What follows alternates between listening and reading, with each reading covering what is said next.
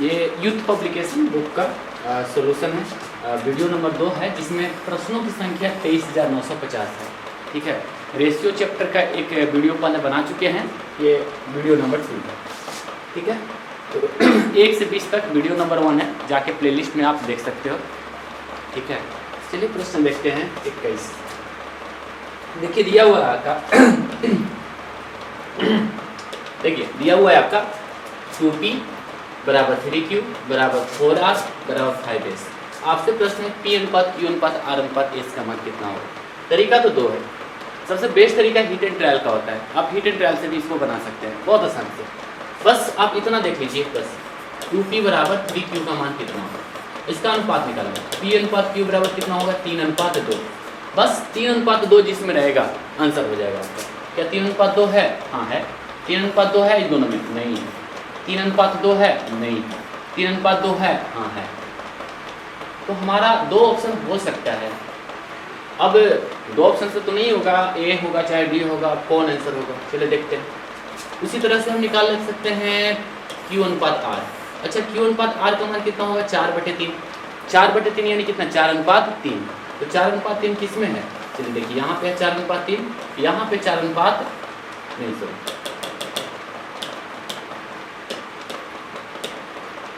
यह है आपका 5 अनुपात 3 है ना, जब ये है आपका 4 अनुपात 3।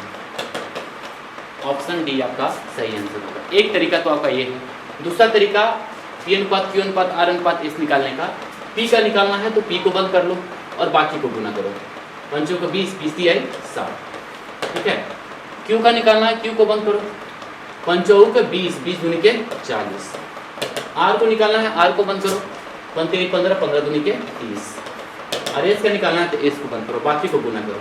4 × 12, 12 × 24। देख लीजिए कौन सा आंसर हो जाएगा, 30, 20, 15, 12। आंसर हो जाएगा आपका डी। 2 तरीका। तीसरा तरीका आपका थोड़ा लंबा है यार, हम तो कहेंगे इस मेथड को इग्नोर करो।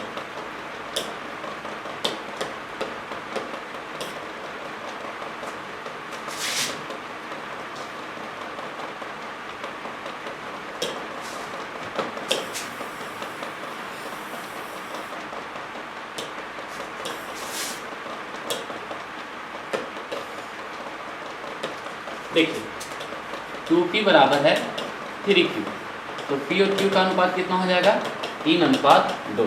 ठीक है, इसके बाद उसी तरह से हम निकाल सकते हैं 3q बराबर 4r। तो q और r का अनुपात कितना है, 4 अनुपात 3। इसी तरीके से 4r बराबर दिया हुआ है 5s, तो r और s का अनुपात कितना हो जाएगा, 5 अनुपात 4। अब यहाँ से लिंकिंग फैक्टर q है, तो p अनुपात q अनुपात r निकाल लेंगे। 4 × 3 = 12, 4 × 2 = 8, लास्ट का लास्ट आते हैं 3 × 2 = 6 हो गया। यानी कि जो लिंकिंग फैक्टर होता है ये 4 वाला वैल्यू किससे गुना हो जाएगा, 4 × 3 = 12, फिर 4 × 2 = 8, लास्ट का लास्ट के साथ। ठीक है, अब p अनुपात q अनुपात r अनुपात s निकालना है। तो 12 × 5 = 60, 5 से तीनों को गुना करो, 8 × 5 = 40, 6 × 5 = 30 और 6 × 4 = 24। तो आंसर आ जाएगा आपका 30, 20, 15, 12। ठीक है,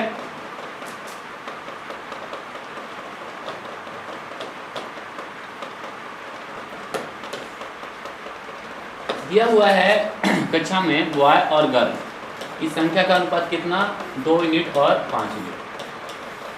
ठीक है, आगे लिख रहा है यदि 10 लड़के कक्षा छोड़ के चले जाते हैं, 10 को चला गया, 20 नई लड़कियां शामिल हो जाती है, 20 को शामिल हो जाता है।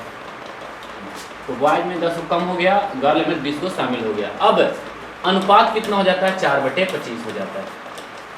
ठीक है, अब यहाँ से क्या करेंगे, तीछा तीछी हम गुना कर लेंगे इसको। चलिए तीछा तीछी गुना कीजिए, तो 25 × 2 = 50 है, माइनस कितना 250 बराबर ये कितना हो जाएगा, 5 × 20x + 80। एक तरफ कर लेते हैं हम, तो 30x बराबर कितना हो जाएगा, 330। तो x बराबर कितना हो जाएगा, 11। x का मान 11 आ गया। करें कि अब कक्षा में लड़कों की संख्या कितनी है, तो 4 यूनिट है। तो x का मान कितना हो जाएगा, x का मान आ गया 11। प्रश्न है कि कक्षा में लड़कों की संख्या, अब नहीं होगा यहाँ पे, कक्षा में लड़कों की संख्या कितनी होगी? कक्षा में लड़कों की संख्या है 2x, तो 11 दूनी कितना हो जाएगा? 22। बुक में सुधार लीजिएगा, यहाँ अब नहीं होगा। अब का मतलब वर्तमान हो जाएगा। अब वर्तमान में यूनिट कितना हो जाएगा? 4 मिनट। तो 4 मिनट का मान कितना हो जाएगा? आंसर 44 होता है। ठीक है, तो यहाँ पे गलती से टाइप हुआ है। अब कक्षा में लड़कों की संख्या कितनी? नहीं, अब काट लीजिएगा। देखिए प्रश्न है 6x + 5y अनुपात 6x - 5y बराबर कितना दिया हुआ है? 11:5। ऐसे दिया हुआ है 6x + 5y बटे 6x - 5y बराबर कितना दिया हुआ है? 11/5। तीसरा तीसरी गुना कर लेते हैं तो ये हो जाएगा 30x + 50 25y बराबर 66x - 55y। एक तरफ कर लेते हैं सबको, इसको एक तरफ करेंगे तो 30x - 66x बराबर -55y - 25y। ठीक है, तो इसको अगर घटाते हैं तो आपका हो जाएगा -36x बराबर माइनस ये हो जाएगा आपका 080y। कटेगा? हाँ कट जाएगा, 4 से कट जाएगा। 20 चौक 80 और 9 चौक 36, तो x अनुपात y बराबर हो जाएगा आपका 20:9। देखिए प्रश्न दिया हुआ है कि दो धनात्मक संख्याओं का गुणनफल 240 है। यदि दोनों संख्याओं का अनुपात 3:5 है तो दोनों संख्याओं का योग कितना होगा? यही प्रश्न है। दोनों संख्याओं का योग आपसे पूछा जा रहा है। ठीक है, दोनों संख्याओं का योग, दोनों संख्याओं का योग कितना होगा सर? a है 3 मिनट का और b है 5 मिनट का, तो दोनों का योग कितना हो जाएगा? कुल मिला के 8 मिनट है कि नहीं? 8 मिनट होने वाला है, यानी कि जो 8 से कट जाएगा ना हमारा आंसर हो जाएगा। और 8 से कटने वाला एक ही ऑप्शन, ऑप्शन नंबर डी। ठीक है, तो बस प्रश्न देखते के साथ बनाने का प्रयास करें, आंसर जब भी होगा डी ही होगा हमारा आंसर। चलिए पूरा बना के देखते हैं। दो धनात्मक संख्याओं का गुणनफल 240 है। दोनों संख्याओं a और b का अनुपात दिया हुआ है 3:5, मतलब 3 यूनिट गुने 5 यूनिट बराबर कितना है? 240। कटेगा? कटेगा 8 5 20 और 8 5 40 कट जाएगा, 16 48। x स्क्वायर बराबर हो जाएगा 16, x बराबर कितना हो जाएगा? 4। तो आपसे प्रश्न दोनों संख्याओं का योग कितना है? 5 और 3 8x, तो 8 कितना हो जाएगा? 32। आंसर हो जाएगा आपका 4। देखिए क्वेश्चन नंबर 25 है। ठीक है, प्रश्न दिया हुआ है कि माना m कितना कितना है? 16 और 9 के बीच समानुपाती, माना m 16 और 9 के बीच में मध्यानुपाती को व्यक्त करता है। अच्छा, 16 और 9 का मध्यानुपाती दिया हुआ है m, और n जो है 9 और 15 का तृतीय समानुपाती को व्यक्त करता है। तो m और n, तो सबसे पहले तो आपको m और n का ही मान ज्ञात करना होगा। तो मध्यानुपाती इसका मतलब है कि बीच में मध्यानुपाती m का मान कितना होगा सर? √16 गुने 9। मध्यानुपाती तो यही होता है ना, √AC। चलिए गुना कीजिए इसको, 4 गुने कितना होगा? 3, तो 4 × 12। तो m का मान निकल गया 12, तो इसमें m का मान कितना पुट कर देंगे हम लोग? 12 पुट कर देंगे। ठीक है, चलिए इसका निकाल लेते हैं n का मान।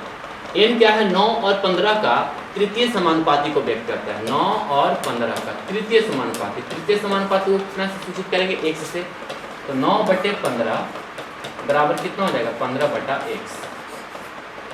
3 × 9 3 × 5 15, और ये कटेगा 3 × 5 15, तो x बराबर कितना हो जाएगा? 25। तो प्रश्न क्या है? प्रश्न है आपका 5m + 3n का मान कितना होगा? 5। m का मान कितना हो जाएगा? अच्छा ये m x नहीं है, ये n है, n है, ये n था, तो n का मान आया था 25। तो 5 गुने m का मान कितना है? 12, और n का मान कितना है सर? 25।